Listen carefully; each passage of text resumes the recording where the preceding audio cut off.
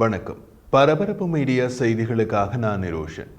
இஸ்ரேலுக்கும் ஹெஸ்போல்லாவுக்கும் இடையே நடக்கும் தாக்குதல்களில் இஸ்ரேலிய பாதுகாப்பு படை ஐடிஎஃப் ஹெஸ்போல்லா இயக்கத்தின் வெவ்வேறு தளபதிகளை குறிவைத்து தாக்குதல் நடத்துவது பற்றி பரபரப்பு மீடியா யூடியூப் சேனலில் காணொளிகளை வெளியிட்டிருந்தோம்.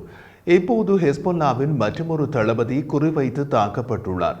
முதலில் இந்த தாக்குதல் லெபனானுக்கு உள்ளே சிரியாவின் எல்லை அருகே நடந்ததாக கூறப்பட்டது.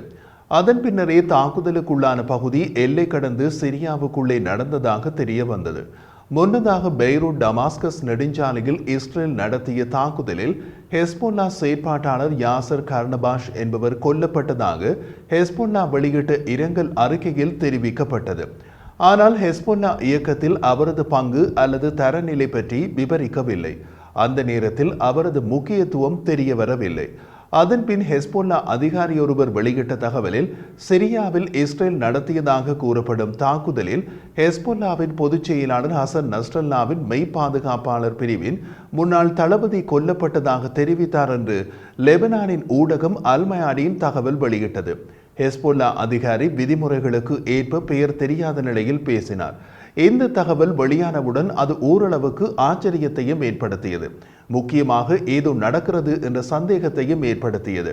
அதற்கு காரணம் ஹெஸ்போல்லாவின் பொதுச் செயலாளர் ஹசன் நஸ்ரல்லாவின் மெய்காப்பாளர் பிரிவின் தளபதியாக இருந்தவர் சிரியாவில் என்ன செய்து கொண்டிருந்தார் என்ற கேள்விதான். அப்போது பெய்ரூட் டமாஸ்கஸ் நெடுஞ்சாலையில் கொல்லப்பட்டதாக ஹெஸ்போல்லா இரங்கல் அறிக்கை வெளியிட்ட யாசர் கர்னபாஷ் என்பவரும் பொதுச் செயலாளர் ஹசன் நஸ்ரல்லாவின் மெய்காப்பாளர் பிரிவின் முன்னாள் தளபதி என்று குறிப்பிடப்படும் நபரும் ஒரே ஆளா அல்லது அவர் வேறு இவர் வேறா என்பதில் குழப்பம் நிலவியது. சிறிது நேரத்தை பின் சவுதி அரேபியாவிலிருந்து வெளியாகும் ஊடகம் அல் அரேபியா சிரியாவுக்கு துருப்புக்கள் மற்றும் ஆயுதங்களை கொண்டு செல்வதற்கு பொறுப்பான ஹெஸ்போல்லா பிரிவுக்கு தளபதியாக இருந்தவர் யாசர் கர்னபாஷ் என்ற தகவலை வெளியிட்டது. சிரியாவுக்கு துருப்புக்கள் மற்றும் ஆயுதங்களை கொண்டு செல்வதற்கான பொறுப்பான ஹெஸ்போல்லா பிரிவு என்றால் அதே பிரிவுதான் சிரியாவில் இருந்து ஈரானிய ஆயுதங்களை லெபனானுக்குள் கொண்டு போகும் பிரிவும் கூட. அப்படியான நபர்களை தான் இஸ்ரேல் சிரியாவுக்குள் தேடி தேடி குறிவைத்துக் கொண்டிருந்தது. ஹெஸ்போல்லாவுக்கு ஈரானிய ஆயுதங்கள் போகும் வளங்கள் சங்கிலியை உடைக்கும் நடவடிக்கை அது. சிரியாவில் உள்ள ஈரானிய தூதரகத்தில் ஈரானிய இராணுவ தளபதி ஒருவர் இஸ்ரேலிய விமான தாக்குதலில் கொல்லப்பட்டார் அல்லவா? இவரது மரணத்திற்கு பதிலடி கொடுக்கவே ஈரான் முதல் தடவையாக இஸ்ரேல் மீது நேரடி தாக்குதல் நடத்தியது. சிரியாவில் உள்ள தூதரகத்தில் கொல்லப்பட்ட ஈரானிய இராணுவ தளபதியும் இந்த ஆயுத வழங்கல் சங்கிலியின் ஒரு அங்கம்தான். அப்போது கொல்லப்பட்ட அவர் ஆயுதம் கொடுப்பவர். இப்போது கொல்லப்பட்ட யாசர் கர்னபாஷ் ஹெஸ்போல்லாவுக்காக ஆயுதங்களை பெற்றுக்கொள்ளும் நபர். அப்படியானால் இவரும் ஹெஸ்போல்லாவின் ஒரு முக்கிய தளபதிதான். இவரது மரணம் காசாவில் போருக்கு மத்தியில் கொல்லப்பட்டு ஹெஸ்போல்லா செயற்பாட்டாளர்களின் எண்ணிக்கையினை குறைந்தது 364 கொண்டு வருகிறது. சிரியாவில் ஹெஸ்போல்லா தளபதி கொல்லப்பட்டு சில மணி நேரத்தில் சிரியாவில் ஈரான் ஹெஸ்போல்லா ஆயுத வழங்கல் தொடர்பாக மற்றொரு தாக்குதலும் நடந்துள்ளது. மேற்கு சிரியாவின் பனியாஸ் கடற்கரை நகரத்தில் இஸ்ரேலிய விமான தாக்குதல் நடந்துள்ளது. அதிகாலையில் 2 ஈரானிய கப்பல்கள் சிரியாவின் லடாக்கியா துறைமுகத்திற்கு வந்ததுடன் தொடர்பாக நடந்த தாக்குதல் இது என்று சிரியாவின் செய்தி நிறுவனம் கூறுகிறது. நேற்று நள்ளிரவுக்கு சற்று முன் 2 ஈரானிய கப்பல்களும் ஒன்றன் பின் ஒன்றாக சிரியாவின் லடாக்கியா துறைமுகத்திற்கு சென்று நங்கூரமிட்டன. அவற்றிலிருந்து பொருட்கள் இறக்கப்பட்டன. இறக்கப்பட்ட பெட்டிகளில் இருந்தவை பெரும்பாலும் ஹெஸ்போல்லா இயக்கத்திற்காக ஈரானில் இருந்து போன ஆயுதங்களாக இருக்கலாம். அதன்பின் இன்று அதிகாலை சிரியாவின் கடலோர நகரமான பனியாஸுக்கு அருகிலுள்ள ஒரு நிலையை இலக்காக கொண்டு தாக்குதல் நடந்ததாக சிரியாவின் அரசு ஊடகம் சானா தெரிவித்துள்ளது. தாக்குதலின் விளைவாக பொருட்சேதம் ஏற்பட்டது என்று சுருக்கமாக முடித்துக் கொண்டது சானா. சிரியாவில் விரிவான ஆதாரங்களை கொண்டு பிரிட்டனை தளமாக கொண்டு ஒரு தன்னார்வ தொண்டு நிறுவனமான மனித உரிமைகளுக்கான சிரிய கண்காணிப்பு அமைப்பு சோஹர் சில மேலதிக விவரங்களை வெளியிட்டுள்ளது.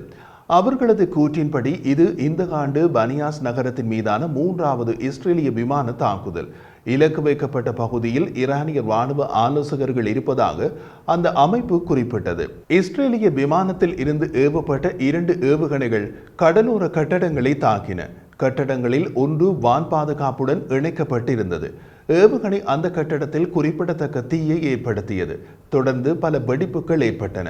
அங்கு ஆயுதங்கள் மற்றும் வெடிப்பொருட்கள் இருந்ததால் அந்த வெடிப்புகள் ஏற்பட்டிருக்கலாம். ஒரு கட்டடத்திற்கு வெளியே பொருட்கள் ஏற்றப்பட்டிருந்த ட்ரக் வாகனம் ஒன்றின் மீது மற்றொரு ஏவுகணை ஏவப்பட்டது.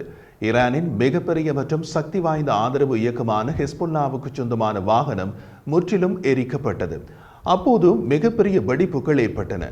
லெபனான் ஹெஸ்பொல்லாவை சேர்ந்தவர்கள் என நம்பப்படும் 2 நபர்கள் கொல்லப்பட்டனர் மற்றும் ஒரு சிறிய நாட்டு டிரைவர் பலத்த காயமடைந்தார் என்று சோஹர் தெரிவித்துள்ளது. இந்த தகவல்கள் எல்லாவற்றையும் சேர்த்து பார்த்தால் ஒரு தெளிவான படம் தெரிகிறது. ஈரானில் இருந்து சிரியாவுக்கு விமானங்களில் தான் ஆயுதங்கள் அனுப்பப்படுவது வழக்கம். அந்த ஆயுதங்கள் சிரியாவில் வைத்து ஹெஸ்பொல்லாவிடம் ஒப்படைக்கப்படும். விமான நிலையங்கள் மீது இஸ்ரேலிய விமானப்படை விமானங்கள் தாக்குதல்களை நடத்துவதால் இம்முறை 2 கப்பல்களில் ஈரானிய ஆயுதங்கள் சிரியாவுக்கு அனுப்பப்பட்டிருக்கலாம். கப்பல்கள் சிரியாவின் லடாக்கியா துறைமுகத்திற்கு சென்று நங்கூரமிட்ட பின் ஆயுதங்கள் இறக்கப்பட்டிருக்கலாம். லடாக்கியா துறைமுகத்திற்கு அருகிலுள்ள பனியாஸ் நகரத்தில் வைத்து ஆயுதங்கள் ஹெஸ்பொல்லாவுக்கு சொந்தமான வாகனத்தில் ஏற்றப்பட்டிருக்கலாம். அதுவரை பொறுமையாக காத்திருந்த இஸ்ரேலிய விமானப்படை விமானங்கள் ஆயுதங்கள் வைக்கப்பட்டிருந்த கட்டடம், ஆயுதங்கள் ஏற்றப்பட்ட ஹெஸ்பொல்லாவின் வாகனம் ஆகியவற்றின் மீது ஏவுகணை தாக்குதல் நடத்தியிருக்கலாம். தாக்குதல் நடத்தப்பட்டிருப்பது மேற்கு சிரியாவின் கடற்கரை நகரம் என்பதால் இஸ்ரேலிய விமானப்படை விமானங்கள் மத்திய தரைக்கடலின் மேல் பறந்தபடி தாக்குதல் நடத்தி இருக்கலாம். சிரியாவில் இறக்கப்பட்ட ஆயுதங்களை லெபனானுக்குள் பாதுகாப்பாக கொண்டு போய் சேர்க்கவே ஹெஸ்பொல்லாவின் தளபதி யாசர் கர்னபாஷ் லெபனானிலிருந்து சிரியாவுக்கு போயிருக்கலாம். போகும் வழியில் அவர் மீது தாக்குதல் நடத்தப்பட்டு அவரும் கொல்லப்பட்டிருக்கலாம். இதை பார்க்கும்போது முழுமையாக உளவு தகவல்கள் பெறப்பட்டு துல்லியமாக திட்டமிடப்பட்டு ஒருங்கிணைக்கப்பட்ட தாக்குதல் இது என்று கூறிவிடலாம். ஈரானும் ஹெஸ்பொல்லாவும் ஆயுதங்களை இழக்க ஹெஸ்பொல்லா மேலதிகமான ஒரு தளபதியையும் இழந்துள்ளது. 2011 சிரிய உள்நாட்டு போர் தொடங்கியதில் இருந்து ஈரானியர் ராணுவம் மற்றும் ஹெஸ்பொல்லா சிரியாவில் செயற்படுகின்றன. அதிலிருந்து ஈரானிய ஆயுதங்கள் ஹெஸ்பொல்லாவுக்கு சிரியா ஊடாகவே போகின்றன. அதிலிருந்து இஸ்ரேலிய விமான நடவடிக்கைகளும் அங்கு தொடங்கின. இஸ்ரேலிய விமான தாக்குதல்கள் முதன்மையாக பஷார் அல் அசாத்தின் படைகள் மற்றும் ஈரானிய ஆதரவு இயக்கங்களின் நிலைகளை குறிவைத்தன. தாக்குதல்கள் அடிக்கடி நடந்தாலும் இஸ்ரேல் மிக அரிதாகவே கருத்துக்களை வெளியிட்டது. இஸ்ரேல் அதன் வடக்கு எல்லையில் ஹெஸ்பொல்லாவுடன் போர் புரியும் போது அந்த போரில் பயன்படுத்துவதற்காக போகும் ஆயுதங்கள் லெபனானுக்கு போய் சேர்வதற்கு முன்பே அழித்துவிடும் நடவடிக்கை இது.